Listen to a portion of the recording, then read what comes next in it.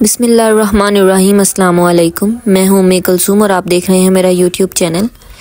हमारी कायनात चपटी है या गोल, महदूद है या लामहदूद, वो मुअम्मा जो साइंसदानों को आज तक उलझाए हुए है।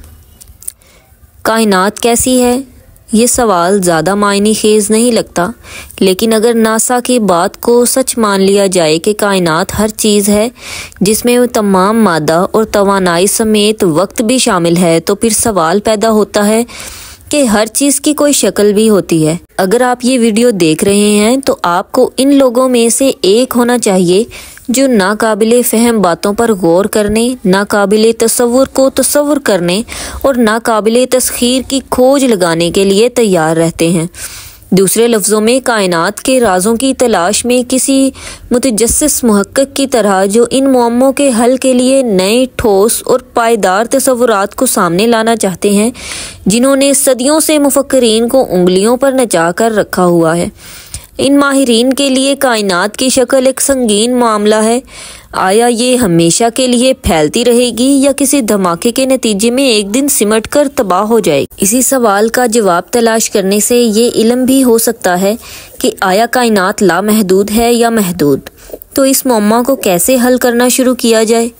एल्बर्ट आइंस्टाइन के साथ सन 1915 के अमूमी इजाफियत के नज़रिया के साथ ये ख्याल पैदा हुआ कि खला की एक शक्ल है और इन तमाम शक्लों में से जिन पर गौर किया जा सकता है, तीन ही मुमकिनात हो सकती हैं। पहला ये कि ये एक बड़े फैलते हुए दायरे की तरह है। दूसरा ये कि ये हाइपरबोलिक यानी घोड़े की ज़ेन जैसी कोई चीज़ है। और तीसरा मफरूज़ा चपटी शक्ल का है, जिसके मुताबिक कायनात कागज़ के एक सफ़े की तरह है जिसकी दो जहतें हैं। इन अवामिल में से एक जो इस बात का तयन करता है कि ये क्या शक्ल इख्तियार करता है, इसकी कसाफत है, यानी खला के दिए गए हुजम में मादे की मिकदार। अगर ये बहुत ज़्यादा है तो कशिश शकल की कुव्वत तौसी की कुव्वत से ज़्यादा हो जाएगी और ये एक कुर्रा में घूम जाएगी। अगर ऐसा है तो कायनात महदूद होगी, हालांकि इसका कोई इख्तिताम नहीं होगा। जिस तरह गेंद की सतह लामहदूद नहीं है, लेकिन इसके कुर्रा पर कोई नुक्ता नहीं जिसे इख्तिताम कहा जा सकता है। महदूद होने के अलावा ये वो मंजरनामा है जिसमें तोसी किसी वक्त रुक जाएगी, कहकशाएं एक दूसरे से दूर होने की बजाय करीब आना शुरू हो जाएंगी, यहाँ तक कि जो कुछ बिग बैंग के नतीजे में शुरू हुआ वो एक अजीम धमाके के साथ ख़त्म हो जाएगा। दीगर दो सूरतों में कायनात लामहदूद है और हमेशा के लिए फैलेगी। ये मालूम करने के लिए ठोस मुशाहिदाती सबूत की ज़रूरत थी, लेकिन किस चीज़ की? कॉस्मोलॉजी के माहिरीन ने तकरीबन 13.8 अरब साल पहले बिग बैंग की सर्द बाकियात यानी कॉस्मिक माइक्रोवेव्स की ताबकारी को जांचा। माहिर तबीयात और मुसन्निफ मार्क्स चाउन का कहना है कि मियारी कायनाती मॉडल के मुताबिक मादा, जगह और वक्त कब तश्कील पाए, इनके निशानात को तलाश करना आसान है क्योंकि वो हर जगह मौजूद हैं। अगर आप कायनात में कहीं भी एक मुकाब सेंटीमीटर खाली जगह लें तो इसमें 300 फोटोन ताबकारी के हल्के ज़र्रात होते हैं।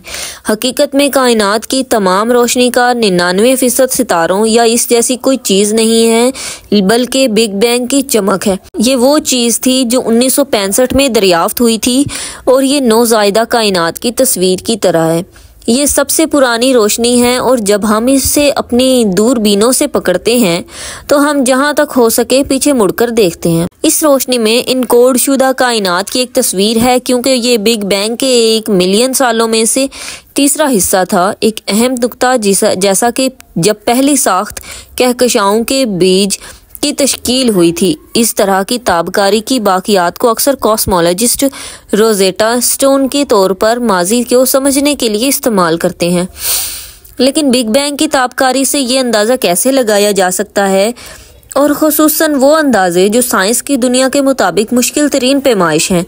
बिग बैंग से निकलने वाली वो रोशनी जो अब ज़मीन के गिर्द एक दायरे में देखी जा सकती है, बहुत ही मुख्तसर लहरों माइक्रोवेव्स की शक्ल में है और रोशनी और बकाया हरारत का मुरक्कब है इंतहाई कमज़ोर। ये एक यकसा परत की तरह है जिसका दर्जा हरारत तकरीबन 273.15 सेंटीग्रेड से ज़्यादा है। दिलचस्प बात तकरीबन में है क्योंकि छोटी तब्दीलियाँ जगह जगह डिग्री के 100,000वें हिस्से की सतह पर होती हैं।